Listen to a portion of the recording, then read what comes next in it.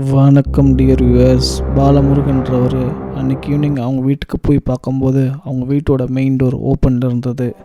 அவர் உள்ளே போய் பார்க்கும்போது அவருடைய லவ்வர் மயங்கிய நிலையில் இருந்தாங்க. அவருங்க பக்கத்துலேயே ஓட்கா பாட்டிலும் நிறைய தூக்க மாத்திரைகளும் இருந்தது. உடனே பதறி போன பாலமுருகன் ஆம்புலன்ஸ்க்கு ஃபோன் பண்ணார்.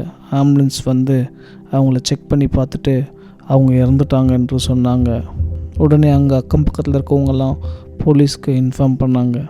போலீஸ் வந்து அவங்களுடைய விசாரணையை அங்கே ஸ்டார்ட் பண்ணாங்க. அந்த பொண்ணுக்கு என்ன ஆச்சு, அந்த பொண்ணு தற்கொலை தான் பண்ணிக்கினாங்களா இல்லை யாராவது கொலை பண்ணாங்களா, என்ன ஆச்சு, இப்போ பரபரப்பாக கொடுங்கியூரில் நடந்த நித்யா கேஸை பற்றி தான் இன்றைக்கி பார்க்க போகிறோம்.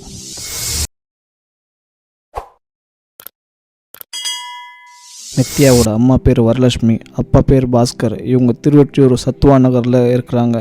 இவங்களோட பொண்ணு நித்யா இவங்க வந்து அம்பத்தூரில் இருக்க ஐடி பார்க்கில் வேலை செய்கிறாங்க. ஸோ டெய்லி அங்கேருந்து அவ்வளோ தூரம் போயிட்டு வர முடியாதுன்றதுனால அவங்க தனியாக ரூம் எடுத்து ஸ்டே பண்ணிவிட்டு அங்கேருந்து போயிட்டு வந்துட்டுருக்காங்க. நம்ம ஆரம்பத்துலேயே சொன்ன மாதிரி நித்யாவுக்கு லவ்வர் இருக்காங்க. அவர் லவ்வர் தான் பாலமுருகன். அவர் பார்த்திங்கன்னா கொடுங்கியூரில் இருக்கார். ஒரு ஹோட்டல் மேனேஜ்மெண்ட் கோர்ஸ் முடிச்சுட்டு வேலை தேடிட்டுருக்காரு. அவங்களுக்கு பார்த்திங்கன்னா கடந்த 8 மாதமாக அவங்க லவ் பண்ணிகிட்ருக்காங்க. இவங்க பார்த்திங்கன்னா கொடுங்கியூரில் ஒரு வீடு எடுத்து 2 பேரும் புருஷன் பொண்டாட்டி சொல்லிட்டு லிவிங் டுகெதரில் வாழ்ந்துட்டுருக்காங்க. ஒரு நாள் நித்யா பாலமுருகன் கிட்ட, எங்கள் அம்மா என்னை தேடி வீட்டுக்கு வராங்க, இந்த டைமில் நீ இங்கே இருந்தீங்கன்னா அவங்க பெரிய பிரச்சனை பண்ணுவாங்க, அதனால் அவங்க வர்றதுனால நீ கொஞ்சம் வெளியே போயிட்டு போனதுக்கப்புறம் நான் உனக்கு கால் பண்ணுறதுக்கப்புறம் வான்னு சொன்னாங்க. அதை பாலமுருகன் கேட்டுட்டு சரி ஓகேன்னு சொல்லிட்டு அவரும் வெளியே போயிட்டாரு. அப்புறம் ஈவினிங் ஆச்சு. அவர் பார்த்தீங்கன்னா நித்யாவுக்கு ஃபோன் மேலே ஃபோன் ட்ரை பண்ணி பார்த்துருக்காரு. நித்யா ஃபோன் எடுக்காதனால அவர் டைரெக்டாக வீட்டுக்கு வந்து பார்த்துருக்காரு.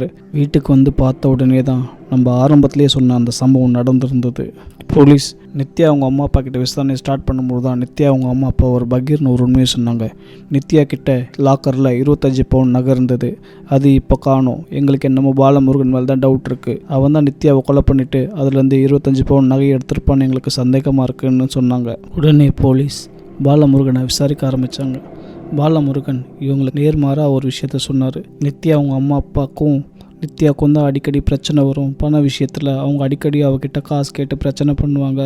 கடைசியாக நித்யா அவங்க அம்மா அப்பா வீட்டுக்கு வரும்போது கூட ஏதோ ஒரு 4000 ரூபாய்க்காக 2 பேருக்குள்ள மிகப்பெரிய வாக்குவாதம் நடந்தது.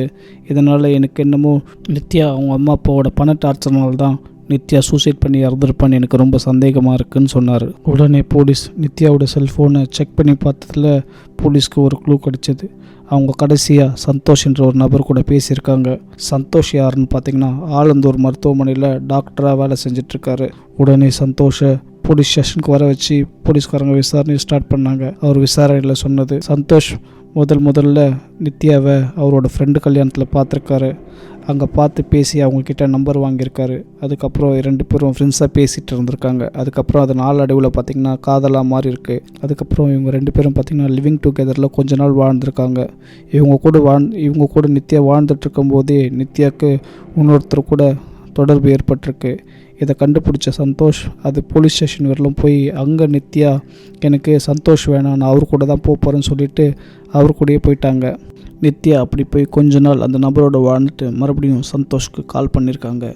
எனக்கு அந்த நபரோட வாழ பிடிக்கல, மறுபடியும் நம்ம 2 பேரும் சேர்ந்து வாழலான்ற சந்தோஷ் கிட்ட சொல்லியிருக்காங்க. ஆனால் சந்தோஷ் நித்யாவோட ஆட்டிடியூட் பிஹேவியர்லாம் சுத்தமாக பிடிக்காம நம்ம 2 பேருக்குள்ளே செட் ஆகாது அப்படின்னு சொல்லிட்டு கிளியர் கட்டாக சொல்லிட்டுருக்காரு. இந்த டைமில் தான் நித்யா என்ன பண்ணாங்கன்னா அவங்களோட இன்னொரு முகத்தை காமிச்சாங்க.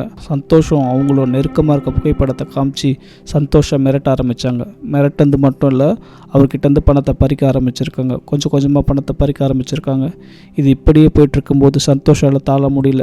அவர் நித்யா கேட்கும் போதெல்லாம் பணத்தை கொடுத்துட்டே இருந்திருக்காரு. ஒரு கட்டத்துக்கு மேலே நித்யா என்ன சொல்லியிருக்காங்கன்னா, சந்தோஷ் உனக்கு கல்யாணமே ஆனாலும் நான் உன்னை விட மாட்டேன் அப்படின்னு சொல்லியிருக்காங்க. இதனால் கோபத்துக்கு உச்சிக்கே சந்தோஷ் போயிட்டார். இதுக்கப்புறம் இதை இப்படியே விட்டால் நம்மளால் நிம்மதியாக வாழ முடியாதுன்னு முடிவு பண்ண சந்தோஷ் நித்யாவை கொலை பண்ண முடிவு பண்ணார். அதுக்காக அவர் ஒரு பிளான் போட்டார். சம்பவ நாள் அன்னைக்கு நித்யாவுக்கு சந்தோஷ் ஃபோன் பண்ணியிருக்காரு. நம்ம திருப்பியும் சேர்ந்து வாழலாம், நம்ம பழைய மாதிரி இருக்கலாம்னு சொல்லி நம்ம இன்னைக்கு மீட் பண்ணி உங்கள் வீட்டில் மீட் பண்ணி நம்ம சந்தோஷமாக இருக்கலாம் பழைய மாதிரி அப்படின்னு சொல்லி நித்யா கிட்ட சொல்லியிருக்காரு. உடனே நித்யா அதுக்கு சம்மதிச்சுட்டு அவர் கூட இப்போதைக்கு லிவிங்கில் இருக்கிற பாலமுருகன் கிட்ட இன்றைக்கி எங்கள் அம்மா வராங்க, அதனால் நீ இன்றைக்கி உன் ஃப்ரெண்டு வீட்டுக்கு போய் தங்கிட்டு ஈவினிங்காக வா சொல்லியிருக்காங்க. சந்தோஷ் அவர் முன்னாடியே போட்ட பிளான் பிரகாரம் நித்யாவுக்கு பிடிச்ச ஓட்காவும் அவங்களுக்கு தெரியாமல் தூக்க மாத்திரையும் நிறைய கொண்டு வந்திருக்காங்க. அதுக்கப்புறம் 2 பேரும் சேர்ந்து ஒன்றா ஓட்கா குடிச்சிருக்காங்க. சந்தோஷ் நித்யாவுக்கு தெரியாமல் அந்த ஓட்கால நிறைய தூக்க மாத்திரையை மிக்ஸ் பண்ணி நித்யா கிட்ட கொடுத்துருக்காரு. அதை குடித்த நித்யா கொஞ்சம் கொஞ்சமாக மயக்கமாக ஆரம்பித்தாங்க.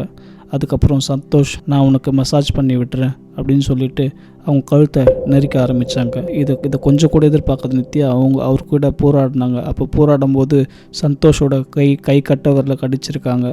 இதையும் மீறி சந்தோஷ் நித்யாவோட கழுத்தை நல்லா நெரிச்சு அவங்கள கொலை பண்ணிட்டார். அவங்க கொலை பண்ணிட்டதுக்கப்புறம் அவங்களோட கட்டவரில் எடுத்து அந்த லாக்கரில் வச்சு அதுலேருந்து 25 பவுன் நகை எடுத்துட்டு அவர் அங்கேருந்து அதை தற்கொலை மாதிரி செட்டப் செய்ய அங்கே இருக்க ஓட்கா பாட்டிலு தூக்க மாத்திரையில் அங்கே செட் பண்ணிவிட்டு அவர் கிளம்பி போயிட்டார். அவர் கொண்டு போன 25 சவரன் நகையை அவங்க ஆப்போசிட் வீட்டில் இருக்கவங்க கிட்ட கொடுத்துட்டாரு. இதுதான் போலீஸ்கிட்ட சந்தோஷ் சொன்னார். இது மட்டும் இல்லை, போலீஸ்காரங்க நித்யாவோட செல்ஃபோனை செக் பண்ணி பார்க்கும்போது அவங்களுக்கு அதிர்ச்சியான தகவலாக இருந்தது. ஆக்சுவலி நித்யா பார்த்தீங்கன்னா ஒரு ஐடி கம்பெனிலே வேலை செய்யலை. அவங்க பார்த்தீங்கன்னா இந்த ஆன்லைனில் ஆபாச வீடியோ கால் பண்ணுவாங்க இல்லையா, அந்த மாதிரி வேலை செஞ்சுட்டு இருந்தாங்கன்றதை போலீஸ் கண்டுபிடிச்சிருக்காங்க. இந்த கேஸ் பார்த்திங்கன்னா ஃபர்தராக இன்வெஸ்டிகேஷனில் இருக்குது. இதில் அப்டேட் வர நம்ம சேனலில் அப்டேட் பண்ணிகிட்டே இருப்போம். உங்களுக்கு அப்டேட் வேணும்னா நம்ம சேனலை மறக்காமல் சப்ஸ்கிரைப் பண்ணுங்கள், கமெண்ட் பண்ணுங்கள், லைக் பண்ணுங்கள், உங்கள் ஃப்ரெண்ட்ஸ் அண்ட் ஃபேமிலிக்கு ஷேர் பண்ணுங்கள். கடைசியாக தேங்க்யூ ஃபார் வாட்சிங்.